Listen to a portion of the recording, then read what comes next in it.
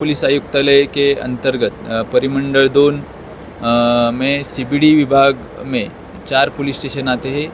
ये 4 police station के तहत हमने ये मुद्देमाल हस्तांतरण कार्यक्रम आयोजित किया है, जिसमें ये 4 ही पुलिस स्टेशन में जो भी क्राइम रजिस्टर हुए थे, जो मिसिंग रजिस्टर हुए थे, उसमें से 21 गुने 37 मिसिंग, इसमें कुल मिला के सोना चांदी 11 व्हीकल्स एंड 37 मोबाइल्स, इसका अंदाजित कीमत है 68,75,000 रुपीज़ का मुद्देमाल आज हम नागरिकों को वापस कर रहे हैं। ये हमारा परिमंडल 2 का चौथा मुद्देमाल हस्तांतरण प्रोग्राम है। नागरिकों को मैं यही आह्वान करूंगा कि जब भी ऐसी कोई घटना होती है तो तुरंत उन्होंने नज़दीकी पुलिस स्टेशन में कंप्लेंट देनी चाहिए, ताकि हमें इन्वेस्टिगेशन में आसानी हो। नहीं, अभी क्या है, एयरपोर्ट पुलिस स्टेशन एकदम एयरपोर्ट के नज़दीकी में स्थापन किया गया है, तो कोई भी दूरी जैसा रीज़न अभी नहीं है। तो एयरपोर्ट के हद्दी में भी जब भी कोई ऐसा कुछ चोरी या मिसिंग का कंप्लेंट होता है तो तुरंत एयरपोर्ट पुलिस स्टेशन में जाके कंप्लेंट करना चाहिए।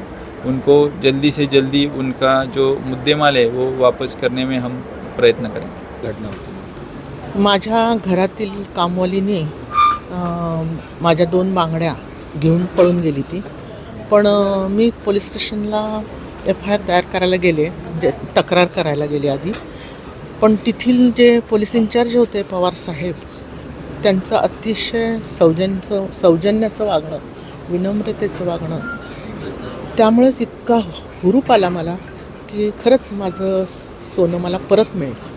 पण बाकीच्या लोकांनी मला सांगितलं होतं की असं काही मिळत नसतं एकदा गेलेलं, आणि माझं मंगळसूत्र पण मागे 5 वर्षापूर्वी गेलेलं होतं, ते काही मिळालेलं नव्हतं. पण पवारसाहेबांनी जो मार्गदर्शन आणि त्यांच्या टीमनी, पाटील म्हणून ऑफिसर, त्यांनी जे कामं केलीत ना, आणि सगळे पोलीस म्हणजे जे आहेत त्या टीमचे पवारसाहेबांना माझा सॅल्यूट. खूप छान, इतकं सुंदर वागणूक आणि मुद्देमाल परत देणं, हे खूप छान काम पोलीस खातं करतं आहे. याबद्दल विनोद. माझं बांगड्या मिळाल्या, त्या दोन्ही पण बांगड्या माझ्या परत मुद्देमालासहित मिळाल्या. जेव्हा चोरीला गेले होते तेव्हा तुम्हाला माहिती होतं की कामवालीबाईने चोरी केला काय? हो, कामवालीनेच केलं, कोणी नव्हतं, दुसरं कोणीच नव्हतं माझ्या घरात. गेलं माझं 15 दिवस, पोलिसांनी महिनाभरात दिलं.